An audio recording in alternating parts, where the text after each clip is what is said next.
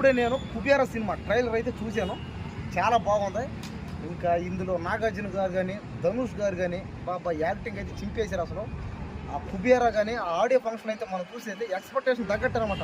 అంటే కుబేరులు వీళ్ళు కుబేరులు అవడానికి, అంటే పేదరికంలో నుంచి కుబేరులు అవడానికి ఏమైనా డబ్బు సంపాదించి ఏమైనా టెక్నిక్, లేదా వీళ్ళు ఏమైనా దొంగిలు ఇస్తారా, వీళ్ళు దొంగతనం చేస్తారా, లేదా డబ్బు వీళ్ళకి ఏమైనా చిక్కిద్దా, ఏం అర్థం అవట్లేదు. కాబట్టి సినిమా మీద అయితే ఎక్స్పెక్టేషన్స్ అయితే భారీగా ఉన్నాయి. కానీ చూద్దాం ఏమవుతుందో ఏందో, ఏమి చెప్పలేం. దేనికంటే ఇప్పుడు నాగార్జున గారు అయితే ఇలాంటి క్యారెక్టర్లు అయితే ఎన్నో, అతను ఇలాంటి క్యారెక్టర్లు ఎన్నెన్నో చేసాడు అతను.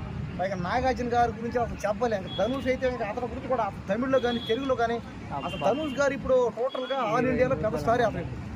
కాబట్టి ఈ కుబేర సినిమాలో ఇంకా రష్మిక మండన్న కూడా ఉంది, పైగా డిఎస్పి, ఇంకా మ్యూజిక్ చూస్తే మన దేవిశ్రీ గారు కూడా ఉన్నారు. కాబట్టి దేవిశ్రీ ప్రసాద్ ఏ సినిమా తీసినా కూడా అది సినిమా ఖచ్చితంగా హిట్ అయితే అవుతుంది. చూద్దాం, సినిమా వచ్చే వరకు వెయిటింగ్ అయితే చేద్దాం. సినిమా ఇంకా 4 రోజులు గ్యాప్ అయితే ఉంది. సినిమా రాని చూద్దాం, చూసిన తర్వాత మీతో మళ్ళీ వచ్చి మాట్లాడతా. ఈ సినిమా కూడా బాగానే ఆడాలి, అంటే కుబేర సినిమా కూడా ఖచ్చితంగా బాగానే ఆడుతుంది. కాబట్టి ఈ సినిమాని అందరం ఆదరిద్దాం, అందరం వెళ్దాం, అందరం చూద్దాం. ఈ సినిమా కూడా ఒక 5,000 కోట్లు 10,000 కోట్లు రావాలి.